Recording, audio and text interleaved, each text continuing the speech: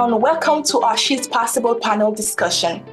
In celebration of Women's History Month, I'm Nadia Adam, founder and CEO of WOMEL. I'll be your host for today. We are so excited to have you join us for what we promises to be a great conversation, focusing on how you can expand your professional circle and find the support you need to reach your goals by networking and building key relationships. Before we dive in, a few quick housekeeping items. We'll have a dedicated Q&A session at the end of the panel. You can submit questions throughout via chat or Q&A section. You can also raise your hands using the Zoom function. We'll call you and you can ask the question live. Also, under resources, you can learn more about each panelist and connect with them on LinkedIn. In today's panel, we have two of our 2023 award winners with us. We have Paula Wright. She won the Spiritual Teacher of 2023 of an award. And also we have Ilhiana Saldana. She won the top 5 women coaches of 2023. Now I'd like to give our panelists the chance to introduce themselves. Each panelist will have about a minute to share the background and key takeaway they hope you gain from today's conversation. We'll go by alphabetical order, and we'll start by Ilhiana, if you can kick us off. Absolutely. Thank you so much for inviting me to be a part of this panel alongside such esteemed women and professionals and just all-time leaders, right? It is such a pleasure to be here. I'm Ilhiana Rojas Saldana. I'm a leadership and an executive coach. I'm a diversity, equity, and inclusion consultant. Serial entrepreneur is what this is called because I have 2 companies. I have one where I'm the leadership coach, and then I have a second one that's called United Latinas as well, where we support Latinas in their leadership journey. And I'm just thrilled and excited to be here and to be able to share everything that I can within this forum on how you can go and get to be and live the dream life that you know you can do. So thank you for allowing me to be in this space. And next we have Maya. Hi, thank you. I am honored to be here today among such an amazing group of women. I just told them privately, and I wanted to say that publicly as well. Again, my name is Maya Emme, and I am from the Bay Area, so the San Francisco Bay Area. I'm from Oakland specifically. I am the founder of the Poor Little Rich Girl Studio, which is an online boutique, and that has grown into being a round table and then now also a retreat. And in my main career, because I have so much additional time, I am in marketing, specifically data science. So thank you guys for joining, and I hope everybody walks away with a few things we can apply right away. Nadia. Hi, everyone. My name is Nadia Adam. I am from Staten Island, New York, and I run a green tech startup located right here in Mariners Harbor. I'm really thrilled to be here and excited to have a meeting with the girls. Nothing like hanging out with the girls and to chat and network and really just learn from one another. So excited to tell you guys about my journey. And next is Paula. Hello, everyone. I'm Paula Wright, and I first want to thank you for this wonderful opportunity to be among such esteemed women. It's such a privilege to be a part of this group this morning. And I bring you greetings from Seattle, Washington. I am a spiritual wellness and transformation coach. I am an award-winning author and speaker, an ordained minister, and a master law of attraction coach. And my mission really is to help people obtain freedom and abundance in their lives and live their most authentic life. And so I'm here hoping people can gain some really valuable tips on how to do just that. And next we have Samantha. Hi, ladies. My name is Samantha Kozuch. I am the founder of the Maniscripting Journal, and I live here in Austin, Texas. And again, I am also so excited to be a part of this panel today. I help empower women with truly just changing their lives, getting really clear on their goals, and helping them be the best women that they can possibly be. Well, thank you, ladies, and for those introductions. It sounds like Everyone has experienced the benefits of networking firsthand, but let's be honest, it can also be scary. Mm-hmm. Can each one of you identify one to key moments in your career when networking opened up new opportunities, help you make important connection, or led to unexpected benefits? Ilhiana, would you like to kick us off? Absolutely. Well, I have to start by saying that I'm an introvert. And when you talk about networking, that becomes a challenge because networking is all about being with others and a lot of people. So through the first 15 years of my career, although they were wonderful and I had great success, I didn't realize the importance of networking. And when my bosses at the time said, Ilhiana, you need to network to, continue to grow, I was like, no, I don't need it. I've been doing very well in my career. Networking is not something in my DNA. So I'm fine just here.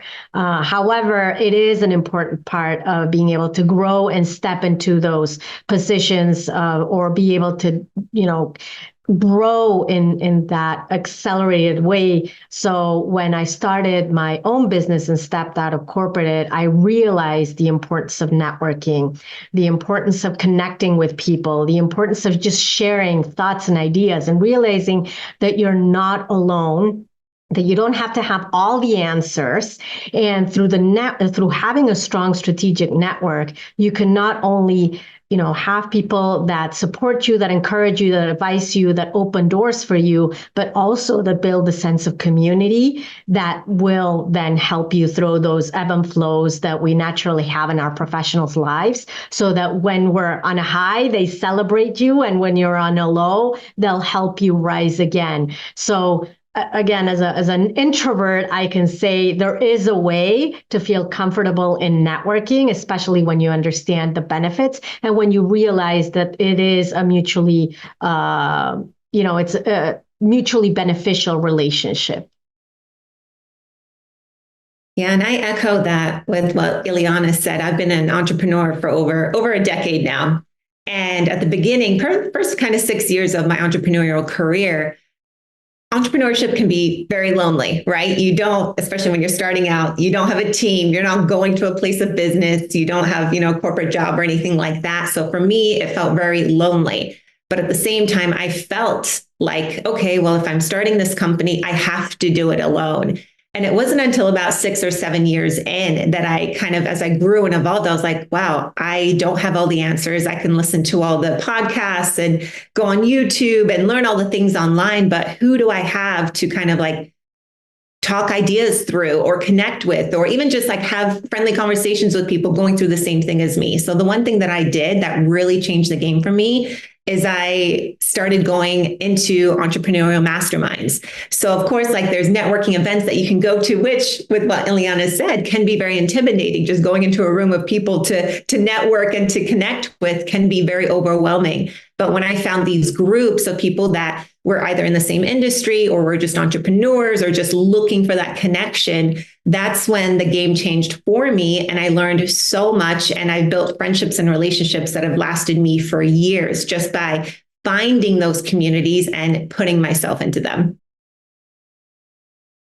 I really resonate with networking being a lonely experience. And as you mentioned, I started my startup Just Me, and I would walk into these rooms where it was mostly like male dominated industries, right? So manufacturing, renewable energy. And I think something that inspired me is there was a college student who was significantly younger than me, and he was a guy, and he just walked right up to the director of one of the programs that I wanted to talk to with like, just, hey, how's it going? And I had sat there overthinking, what am I going to say to this guy? What is his title? I'm on LinkedIn. Like, where does he go golfing? Looking for an in. And I was like, oh my God, I'm overthinking it. It's just as simple as saying hello. And it took me years in my career to really get the confidence to just say hello. And I think, really bouncing off what everyone's saying here, when you go to these events, it may be intimidating at first, but everyone is really there to create connections. And a lot of them have the same interest as you.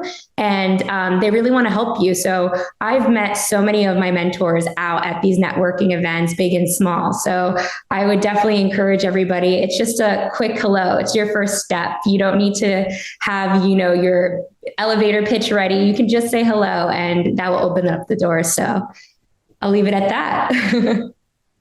I agree with that. If we have a moment longer, I just want to say that getting into those spaces is important, but even when you're not in a particular space, right? You should meet people wherever you find yourself. Like if you're standing in line at FedEx and the people in front of you are there for the same reason, like you can strike up a conversation.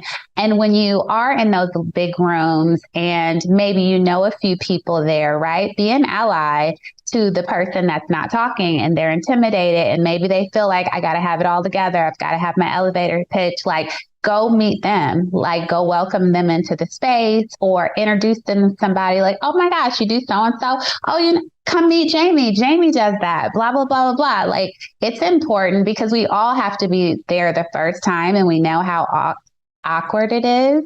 So when you're now a little, 3 people rather than nobody, then now you need to go work and shake it up, right? Like be a little a help to the next person there, the next, the next woman, because men are a lot more comfortable doing it. But I mean, help the guys too.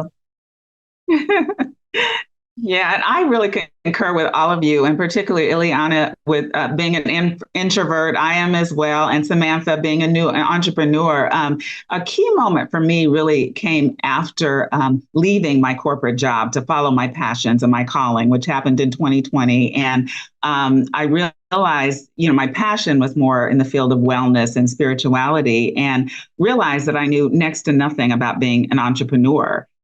And I actually saw an ad on Facebook for a group coaching program called Life on Fire, which happened to be a program focused on faith-based entrepreneurs. And I got so excited about this group, and I knew this is exactly what I needed. This is exactly for me at this time. And I joined the group. And I learned so much. And I learned so much about opportunities that I hadn't even considered, like becoming an author and becoming a speaker, and that I can actually do all of these things and earn a lot of money. And so just gained so many tools for doing that. And they offered 2 in-person events during the year as well. And it was such a great opportunity to meet people throughout the country and the world with common, goals, and, been able to maintain those relationships. And one of the unexpected benefits that I have to share with you is that I had the opportunity to meet Jack Canfield, who some of you know as the international best-selling author of The Chicken Soup for the Soul books. And I was presented with an opportunity to be a contributing author with him. And I absolutely took advantage of it. And I am now a best-selling author. And I was also, thank you, also invited to his home to do an interview in his home in Santa Barbara in November, which will air on all of his channels, which reaches millions. So this was a totally unexpected, opportunity or benefit from this networking group that I chose to be involved with. From what I get is that all of you are saying networking is important, and you have to, it can be crazy, it can be overwhelming, but you have to step out of it. But do you have any tips on how to step out of it? Because that's the hard part, right? It's easy to say, I'm going to go to that networking, but it's not easy to come to the next person and say, hi, I'm Nagilia. It's super hard. Some people can't do that because they're like shaking, right? They're frustrated, they're shaking, and sometimes they walk out of the room because they don't know how to handle it. Do you have any tips for that?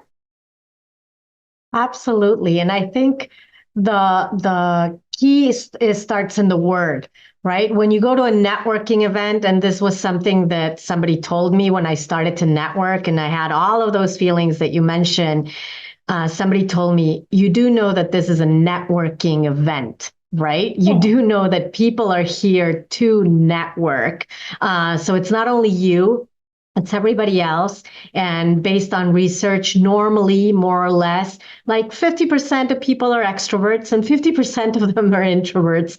So in a way, you being here and just reaching out to somebody else and just start the conversation with who you are, and then ask them to share about themselves, right? What are they doing? What are they passionate about? What's their goal for the year? What are the challenges, the barriers that they're experiencing? What are they seeing in their spaces that they are in the moment, or their industries? It's all about the questions that you ask, and that way it puts the pressure off you of having to come up with, all of these things that you feel that you need to talk about. Because when you start with the other person and you hear their story, you learn where they're from, there's always going to be something that you're going to be able to connect with them, because we all have more things in common than we have apart. So when we're able to connect in that, because maybe they come from the same place, they went to the same school, they love the same things, and then the conversation starts to flow a little bit more natural. So my recommendation is always, start with the other person, asking those questions, learning more about their stories, and then find those connections and move from there. Yeah, and to back off of that, I do the exact same thing. And just to share a quick backstory of me, I just recently moved to Austin, Texas. I'm almost here at a year, but moving here, I didn't know anybody. I had a few friends, but no one in the space of networking of events that I wanted to go to. So I started looking online or on different avenues to find networking events or just meetups with things that I enjoy or want to learn about or partake in. But the one thing that I do before I step into any of those rooms, and this is again, even though I've been an entrepreneur for 10 years, I've been in masterminds, I've gone to lots of events, I still get nervous every single time when I'm entering somewhere where I don't know anybody. I'm like, oh my gosh, how's it going to be? Am I going to be the awkward person in the room by myself? Who's going to talk to me? But what I do is actually, before I step into the room, I set an intention for that event. So maybe for me, it's I just want to meet and connect with at least one woman. Or maybe I'm going to this event and I know, oh my gosh, I have this need for my business or personal life or something. And I come up with whatever that thing is. And I'm like, okay, going into this room, I just hope to meet this one person that maybe has an answer or a resource or a reference or something. So then when I step in, it's okay, it takes kind of that pressure off of having to try and talk with everyone in the room or thinking you have to get so much out of it. But when I go in with that intention, literally every single time I'm leaving with that answer and so much more. I think that's really great, Samantha. And along those lines, I think it's really important to take inspired action when you're deciding which groups to be a part of or to connect with. And inspired action comes from a place of joy and excitement. You feel it's oh my gosh, this looks like an exciting group, and I can really get something out of this, as opposed to doing it out of obligation. It's okay. This is a group that it's about wellness and it's about spirituality. And so, maybe I should, but I'm not really feeling it. Take inspired action because that's where you're really going to connect your desires with, what you're looking for and be able to attract those relationships and connections that you're looking for. As a project manager at heart, I really resonate with the intention and inspired action. And I think I partially did that on my own journey. So again, being the only woman in a lot of these rooms, going to Fab Tech, which is manufacturing in these big corporations. And I'm Nadia Adam. One thing that helped me in my journey is I intentionally plan different types of networking events. So you have these huge conferences which I use to kind of really help with my one-on-one, going up to booths, talking to people, sharpen that skill set. And then there's always, like webinars where I would have, again, set that intention. Here's what I want to learn from this webinar. Here's who I'd like to talk to. Here are the panelists that, I really resonate with or would love to connect with more. So I kind of made a roadmap strategically on the type of networking that I would do. And I found that I was able to sharpen my skills one-on-one. I was able to sharpen like a more general networking event. And I really love the idea of talking to different types of people and learning their perspectives and what they do. Like right now, even though my focus is green technology, I go to women tech conferences and I love to hear what they're doing on a tech, basis as a whole. So I think even just casting a wide net with your networking events can be very beneficial. And then again, testing the waters with conferences, something smaller, maybe one-on-one type of panels, and you'll be able to figure out what type of networking, works for you and your business. I think if I was just going to add something, if someone is writing in their notebook, like a quick how-to network, my cheat sheet is start with a compliment, make it sincere, like sincerity goes a long way, right? And there's something you like about everyone, I promise. So start with a compliment and then ask a question. People do like to talk about themselves. So ask them where they're from, ask them, whatever, depending on what room you're in. But that's a good conversation starter, right? They're happily disengaged when you compliment them, and then just go for a question that is about them, not about where you are, but about them. So they get to talk a little bit about themselves, and then you're into a conversation, you'll exchange pleasantries, and then numbers and emails or, whatever, you'll follow up. But that's, if you were writing something down, I think that's a good way to do it. I like what you said, Maya. Especially like for me, I have an accent, and sometimes I think that's a great way to start. I love your accent, even if you don't actually. So what one piece of outdated or bad networking advice you all wish you had ignored earlier in your careers? So I don't think I've had I just jumped into networking because I had to, not because I wanted to. So I don't think I ever got like a bad piece of advice, but I do want to tap into a couple of things that I heard from the other panelists, and having that intentionality going into, and I think it was you, Samantha, that mentioned like having that goal, and also Paula, I know that you mentioned about this intentional piece of it. I think that's important, but not only the going in, but also the coming out, right? At the end, sometimes we're so in our conversation of, connecting with them and all of that, but have a clear outcome of saying, I'm going to connect with you in a week or so, or let's continue the conversation. I'll send you an email, but with clear actions. Sometimes we just leave it very open in terms of, well, I hope we connect again. And that I hope we connect again can mean nothing, right? So I think that intentionality, not only of going in, but as you come out, is important. And the other piece of advice would be in that end phase would be to ask the people that you're connecting with, especially if they could become potential mentors or advisors or people that can open spaces for you.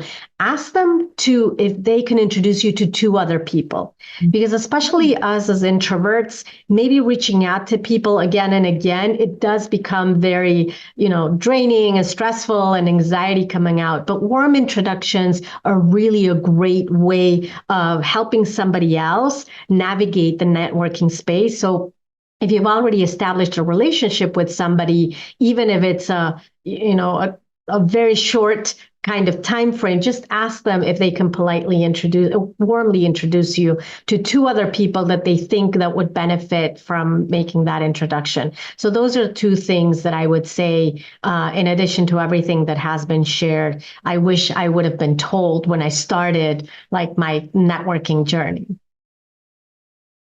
I think if for bad advice, I think younger in my career, I had the perception, and I can't pinpoint this on one person or one conversation, but I did have the impression that you had to enter the room as a persona, like you had to, kind of fit in to whatever. I'm from the Bay Area, so often it's tech or, it kind of looks a certain way and they speak a certain way.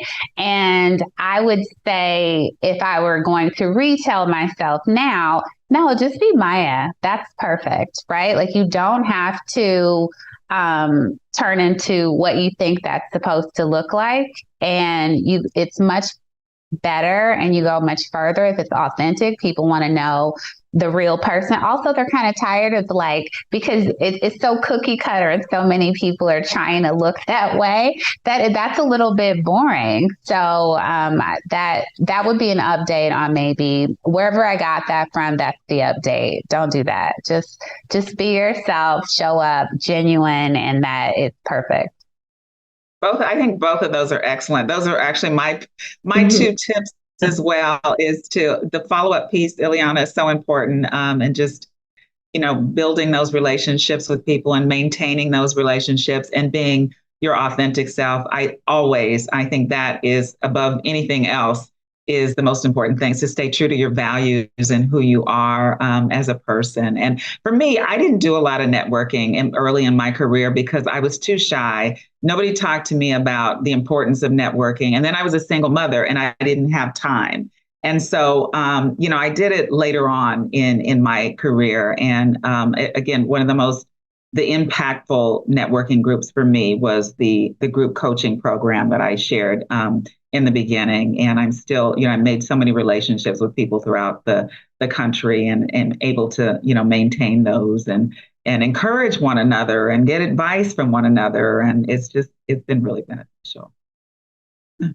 To echo what the group is saying here, again, I think networking was a skill that I had to sharpen, and it was definitely an art of networking. And I know I've been telling it through all of these different scenarios, but when I was younger, I did have a mentor that, was like, go to every event, put yourself out there.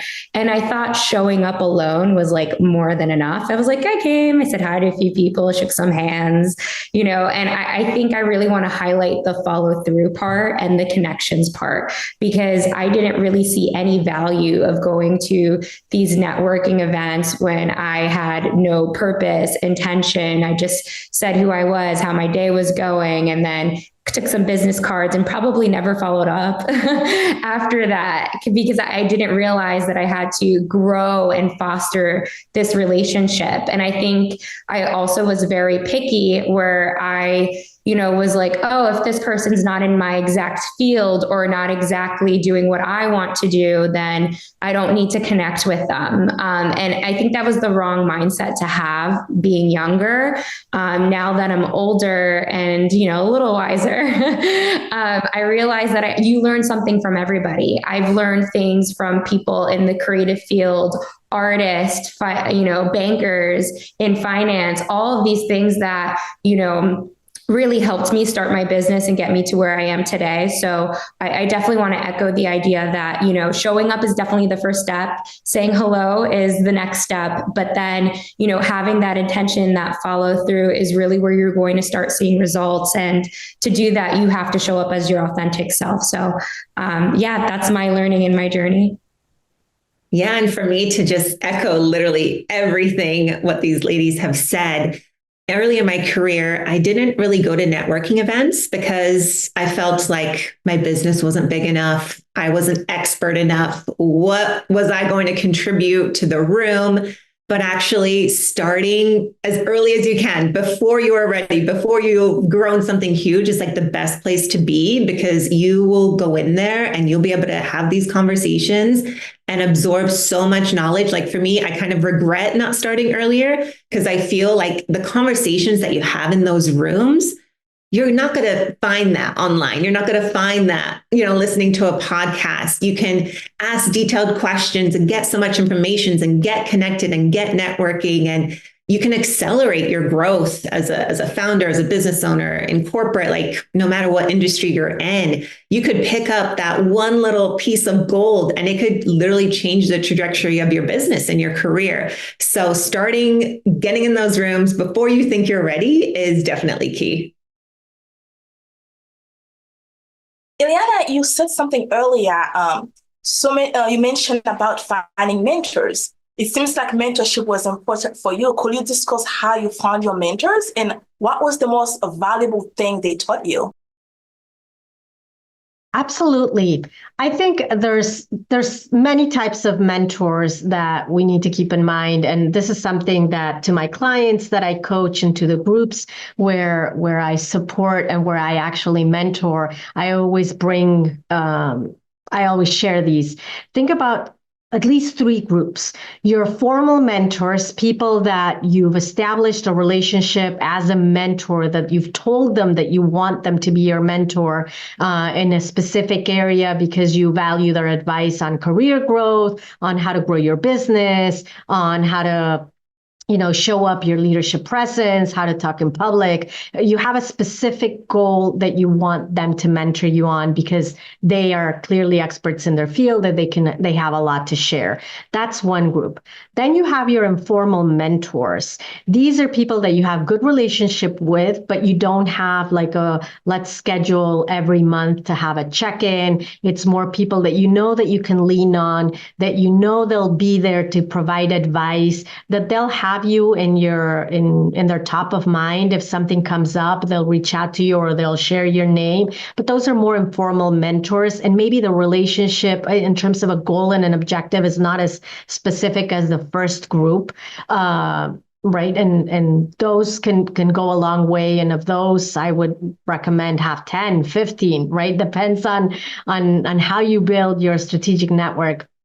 And then the third group is those people that maybe you don't have a current relationship with, but you can see them afar, or that they're thought leaders, they're change makers, or you've heard about them, and they could be great future mentors. Relationships take time to develop. It's not something that you just meet somebody, say hello, and now you're in a trusting relationship. You need to nurture these relationships. And sometimes they can take 18 months, 2 years, 3 years to get to that trusting piece. So that third bucket of potential mentors, either formal or informal, you also need to start thinking about who they could be today so that you can start being in their spaces or figuring out how to get to them and then meet them and then build the relationship, because that's going to take 3, 4, 5 years, so that when you need them or when they can be there to get you into whatever that next level is, you'll now have a relationship with them. You can't expect to wait till 5 years from now to be able to get into form a relationship with them. So those are like 3 buckets that I would say very intentionally think about in terms of how to craft a mentorship strategy to help you in your growth. Another point that all of you kind of covered as well is follow-up. And like Nadia said, a lot of us, we just pick up all the cards and we went home, we dumped them into the desk and we forgot they existed, right? So that sometimes it's not because we don't want to follow up, it's because we feel like we don't have anything to follow up with. Okay, what am I going to say? What am I supposed to say? What about if they don't reply to me? That will look embarrassed, right? You think about all of these things.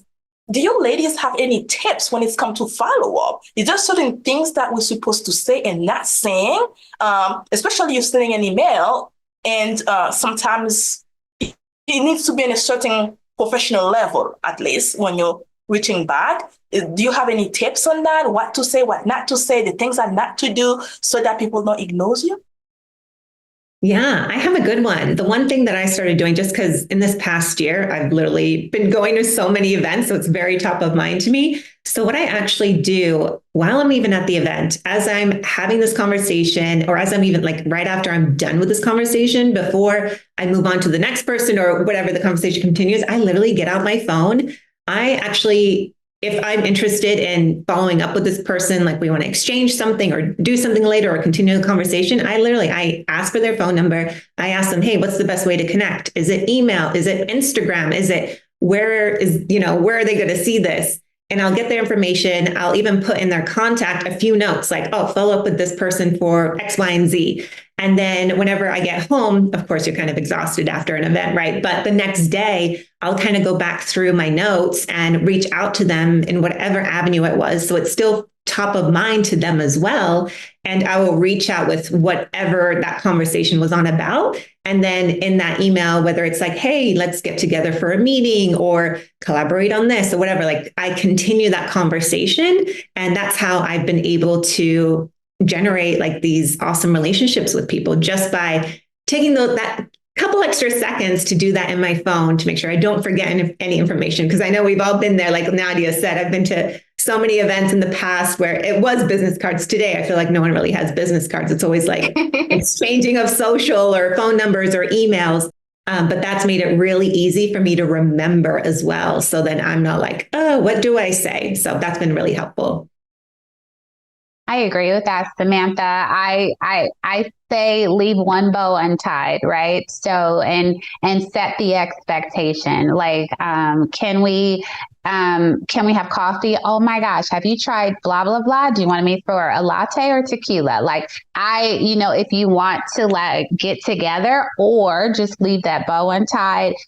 So as you're walking away, I'm going to follow up and connect you to ex-lawyer, real estate, blah, blah, blah, something like, right? I'm your resource. I've got something I owe you. I'm going to follow up with you. You want to hear from me because X, it could be a coupon code at Nordstrom's, like whatever that is, make sure there's one thing that you don't steal in that moment. So you have a reason, they're looking forward to it, and do it soon. I agree with that totally. Do it tomorrow, do it the next day. But like, and then also, so that's like follow up. But then I also want to circle back. Ilhiana mentioned about mentorships. And I call it like a personal board of directors. So there's like, you curate this group of humans that you trust, and they have permission to speak freely and weigh in on whatever is the topic right now. And again, just like you said, that doesn't happen in 6 months. That happens over your career, over your lifetime, whatever. But you get these people in place and you lean on them. And then also the people that might lean on you, or this group of humans you've met over time, and you kind of want to stay on the radar a little bit, or just, I say be intentional, like have a space in your week where you're going to spend X amount of time, and you just go out of your way. You reach out like, hey, I saw on Facebook, oh my gosh, you just got engaged, or, whatever it is. Like you mentioned so-and-so chocolate, and I just went by there. I'm popping it in the mail. Mail people things, a note, a piece of chocolate, a gift card. Everything is electronic. You can send people lunch without even saying hello. It just shows up and said, Maya just sent you lunch. Like, it's really easy to stay on someone's mind without them being your closest and dearest. But when things come up, they think of you. They reach out. Always say thank you too. Always send something to say thank you. It doesn't have to be expensive. Things are so easy and inexpensive to send, but they make a huge, huge impact, just like it does when they arrive at your house, right? So those are my takeaways on that. Maya just sent you lunch. I love that. I love that. I'm going to have to do that. You can send a single stem flower. You can send a daisy. Like Maya just sent you a smile. Like, it's so easy to send things. And it makes an impact. People like getting little nuggets in the mail. Yeah, I love that. All right. So we talk about following up, but let's say, for example, you follow up with someone, but they never reply back. Do you supposed to wait a few more days and follow up, or give a phone call, or do something different, or you just let it be? I personally have a rule that I follow that works very well, or at least that works for me and that I share with my clients. And that is you send, that first LinkedIn message, email, Instagram, whatever it is, that thank you note, just saying that you want to continue the conversation, maybe sharing some dates on when you can do that. That's like the first approach. And then you wait 10 days because life happens. If you don't hear back in 10 days, I normally tap again because sometimes and it happens to me, right? Life, you read an email, you're like, yes, I want to answer it, but then I'm in the middle of something else, and then it gets buried in the tons of messages or the emails or something that you were doing. So it's not that I didn't want to answer, it just got buried in everything else. So 10 days after, I'll do like a kind follow-up. And then after that, if I don't hear back, then I will drop it. But I do that follow up. If it's something important that I really want to connect with this person because there's huge opportunity that comes from that, then I will reach out one third time with very clear on the top message why I'm reaching out to them, so that they understand that it's not just me following up for following up or reaching out for reaching out, that there's a reason and hopefully an important reason for them as well to do that. But those are sort of the rules that I follow.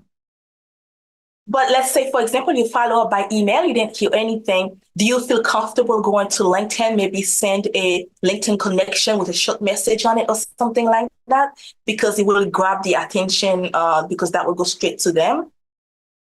If it's an email, I'll send back an email because that was the agreed. I love what Maya says, right? Like ask them, what is that platform where you can connect with them, and I'll stick to that one. So if it was email or LinkedIn or whatever it is, I'll continue through that one because I know that that's the one that we had agreed to. I love everything all of you have been saying, ladies. How can experienced women like yourself use their networks to support other women in the field?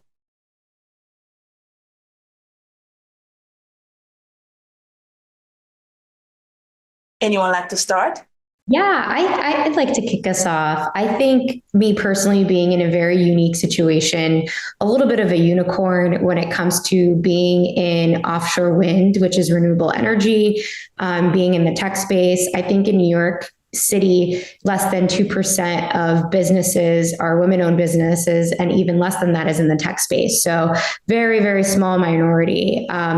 One thing that I'm doing is I'm kind of using my network to say, hey, do you want to come and join me? Do you want to shadow me at this event? So I will actually post and reach out and tell people what are interesting events, or I'll even go to nonprofits that help women and just let them know what's happening. So that way, if there are women who are looking to get involved, they don't feel alone. I'll be there at the networking event, ready to say hi, using all the networking skills that we talked about, because it can be daunting for someone to step into a space alone. And I wish I had, a friend there at first when I was there. And as everyone kind of mentioned, as you go to more of these events, now I have 3 women in the sustainable field that I look for and I say hi to, and we support each other, and we're looking to bring more and more women into the space. So for me personally, I think one thing is just getting the information out there and being available as a resource. Like, meet me here. You don't have to go alone. Or if someone has an event that they would like me to go to, I'm down. I'll be there. I'll support. I'll just be there in the background being a champion. So for me, it's I'm in a unique situation where, being the founder of the Maniscripting Journal, I have a community of over 10,000 women. So what's really cool is when I'm connecting with this women in our group, I'm always asking, what do you need help with right now? What do you need support with? That kind of stuff. So I'll get this feedback from these women on what they need. And what's really cool is then I can give them resources from people that I've met, whether it's, I don't know, a coach or just any sort of resource, right? To recommend them to connect with. And sometimes I make direct introductions. Sometimes I don't. I'm like, hey, just like, this is a good resource. Go to their social media, go to their LinkedIn, that kind of a thing. And then the same goes for my network. We do a lot of events. I do podcast interviews. I do all sorts of things where it's really cool that when I have that need of, oh, you know what, I'm not an expert in this, but so-and-so is, I will shoot them a message, to be like, hey, would you want to come in and speak to my community? Or do you want to come in on my podcast? I know my members would really love to hear about this. So by being able to just like expand your network, what I've seen, like just on a personal level, it just helps expand not only your growth, but you're able to give back so much more. And it feels really good to connect people. Like I love being able to be the reason why, somebody got that connection or, that next job promotion or that next sale or their next up level because they got to join this mastermind they had never heard of, but they did because of me, kind of a thing. So networking and being able to like give back to like your personal circle is a really cool feeling. I agree with that.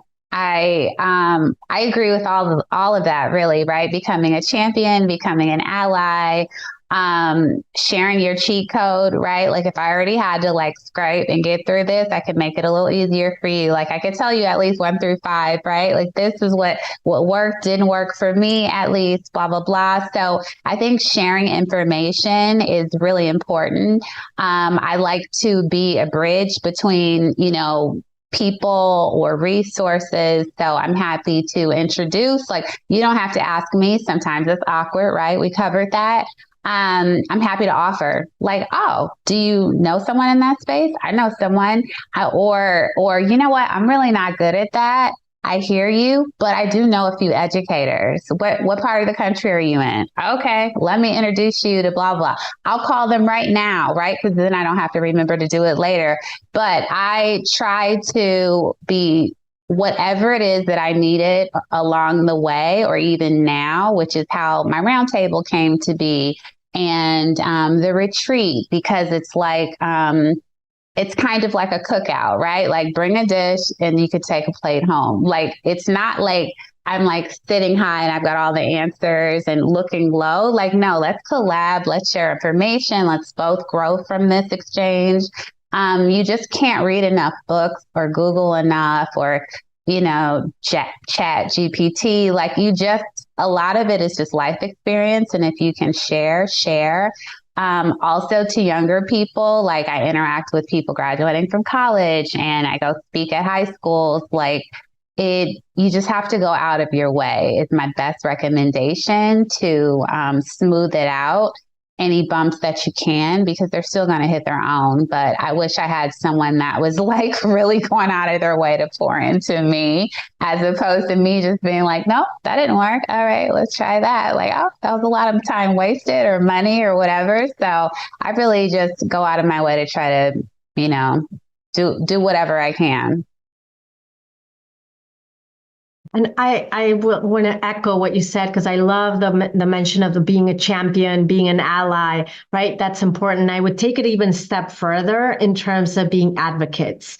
We all are advocates for something, or, either a purpose, a passion, an identity, a lived experience, whatever it is. And with us come a group of others that are like us, that maybe they don't know how to. So it took us a lot, sometimes an arm and a leg, to try to get to where we are. And then we just continue down our path. So that sense of advocacy in the spaces that we're in, so that we can continue to open up and challenge, the practices, challenge the structures, challenge things that maybe are not allowing for the next generation to get there. So once we got that foot in the door and we were able to open the door and get in, now it's making sure that we are changing the door so that it doesn't close behind us. And I think that's the type of advocacy that we need to think, so that then it's not only the people that we can bring along, but it's also those that we're not able to reach, but that they can continue to open. Because if not, it's just a handful of people that we're going to be able to support and push along, versus let's just like kick the door, change it, and do something else. And that's where I see that advocacy happen.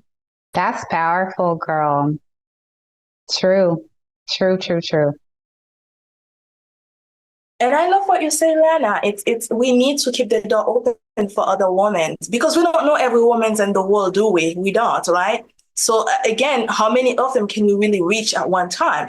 It's impossible. But if we fight to keep the door open for them to come in anytime they are ready, then we are making a difference. Not only that, also, I think we are helping the next generation of women. We might not be there, but at least we know that we left that door open, so they will be fine. They will be okay. And the next woman will come in and do something bigger than what we did. And I think that's what I love. And I love when we come together, when we support one another, because it's mean a lot. So much that we can do, so much that we are actually doing. No one even knows we are doing it, because we like to do them behind the scene, right? We like that person who's just sitting behind the scene making it all happen, and somebody else taking all the credit for it. That's us. That's women. That's who we are. But when we open doors, when we do things like that, it's a lot better. And I think, Ilhiana, it's something I feel like you are doing a lot, and all of you, and then we have to keep on doing it. Like Nadia said, I invite someone to come in, hey, why don't you come to that networking event with me? And that's a great way, because now that person can watch to see what you are doing, and they can put their own style into it and go to teach it to the next woman. And it's just like magic. And I just love it. Anyone have any questions for the panelists before we end the webinar? I would be more than happy to give you a mic and you can ask your questions live. You can raise your hands or you can put something in the chat.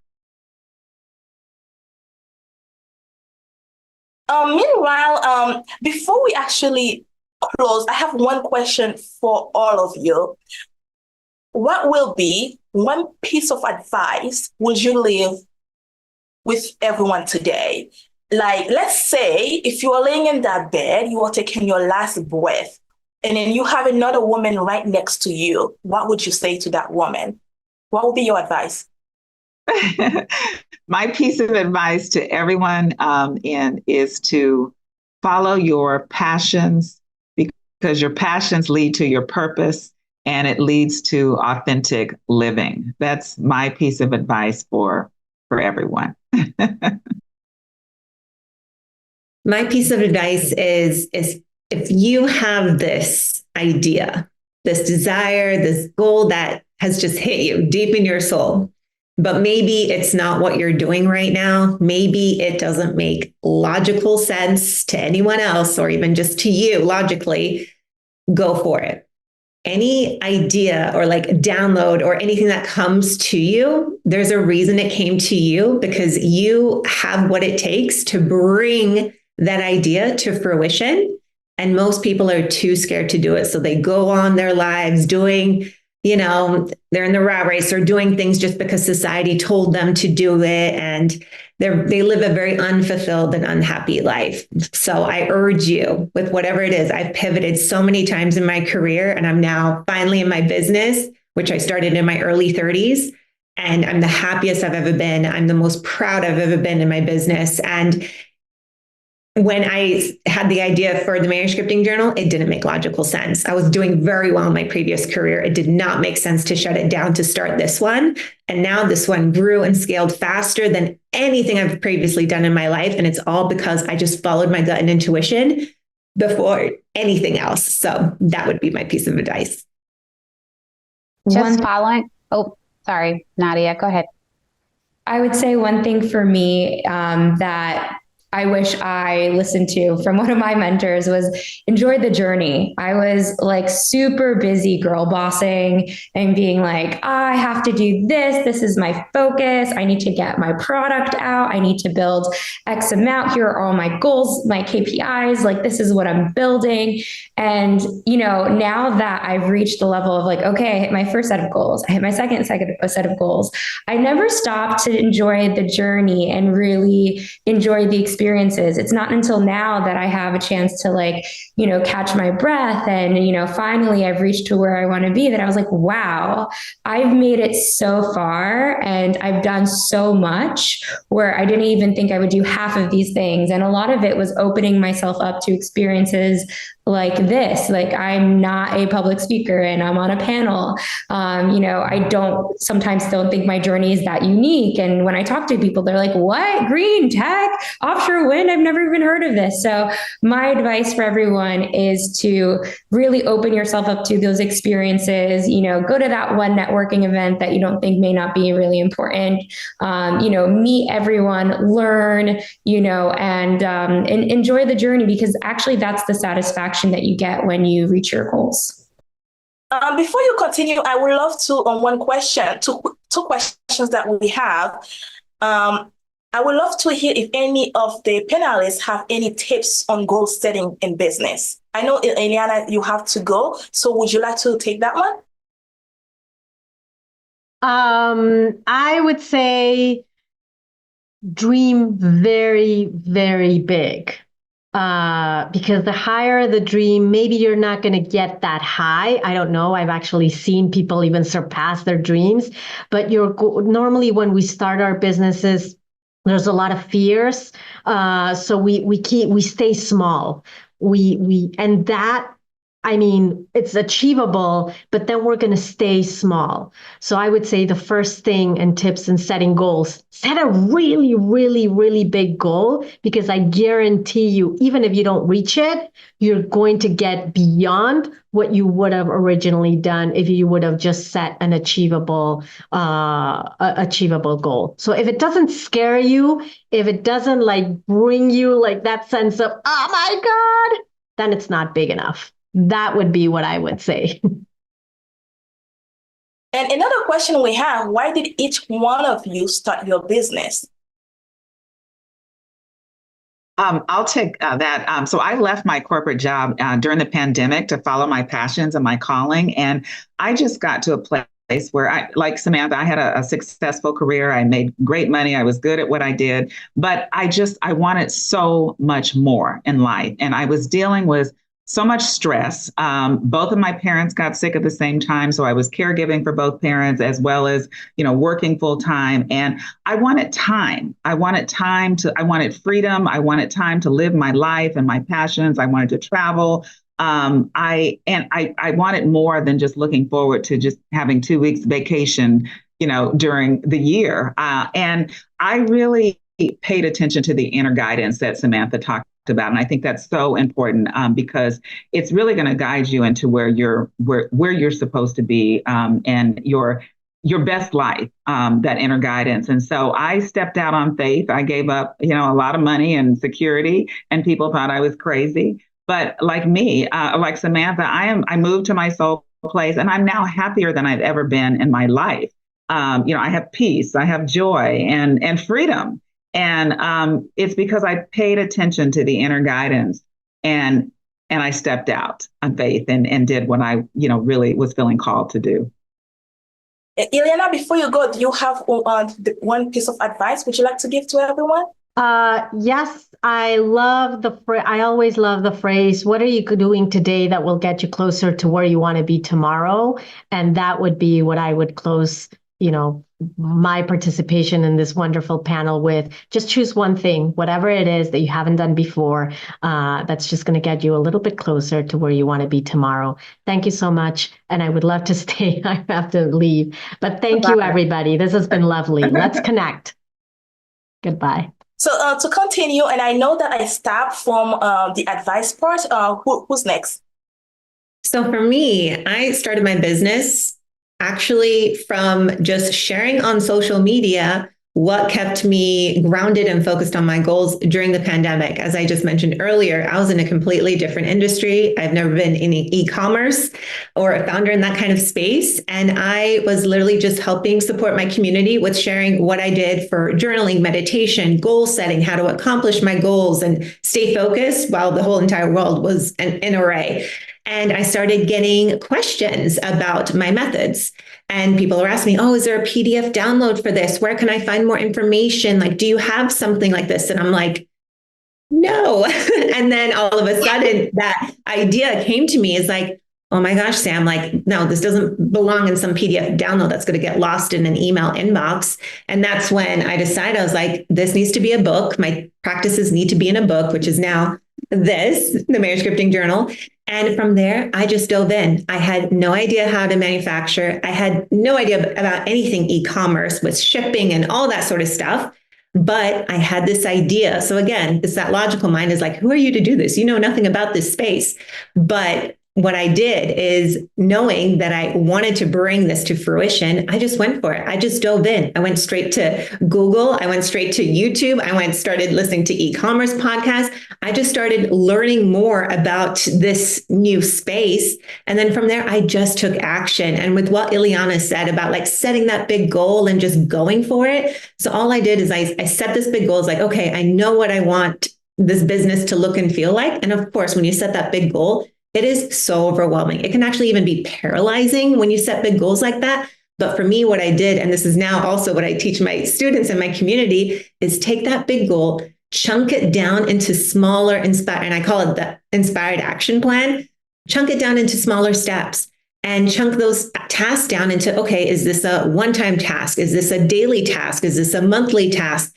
And I just started just like chunking them out so small that now all of a sudden it's like, just looking back, I'm like, I don't even know how I created this huge e-commerce brand and community, but it was just taking that small action every single day, just like ticking off those little boxes of what needed to be done in order to start, grow, and scale this business. But again, it always just comes back to that, like that inner knowing. Like if you are in a place right now in your job, in your career, in your business, where you are just like completely burnt out, you are not seeing that fire of passion anymore, it is okay to pivot and change, especially when you have like this deep inner knowing. Just go for it, because I'm telling you, and the same with what Paula had mentioned, it's like you make that pivot, your entire life can change, but you won't know until you take that chance and make that decision. Actually, Samantha, Chelsea said that the manuscript journal looks amazing. I would love to hear a little bit about it and how it can help me as a woman entrepreneur. So I'm guessing you would love for her to just visit your group or your website. Yeah, maniscripting.com. It is a daily, I'll just quickly talk a couple seconds about it. It's a daily morning journal and practice. The beginning part starts kind of like a workbook where you get clear on the goals that you have. You even write down what's been holding you back. What are your biggest fears? You know, it helps you get super clear. So right now, if you're in this place of like, oh, I don't like things about my life, or I want to make changes about my life, it helps you get that out of your head onto paper. And then every single morning, the pages are super quick to fill out, but you focus on those goals. You write those goals out. You write down even 3 action steps in there. It's like a little beautiful morning routine that's going to get your mind right every single day so that you can take action. So in a result of that, that's going to help you as a female entrepreneur, because every single day, especially being an entrepreneur, there's so much unknown. There's so much fear. There's so much growth and expansion happening. It's a great place to put all those thoughts into a book to help you grow and evolve. Well, thank you, Samantha. And thank you, Ashley, for saying you love this panel. Before I let you ladies go and we end the panel, do you have any advice or anything else you'd like to share? I will share that, I guess back to the networking, to tie that in a knot. I think that a good takeaway for anyone listening is to diversify your network. So make sure you have different types of people around you. And we've talked a lot about women, but they shouldn't all be women, right? And have a variation of ages and where people are from and what they do for fun. Like really mix it up, because exposure is your best education.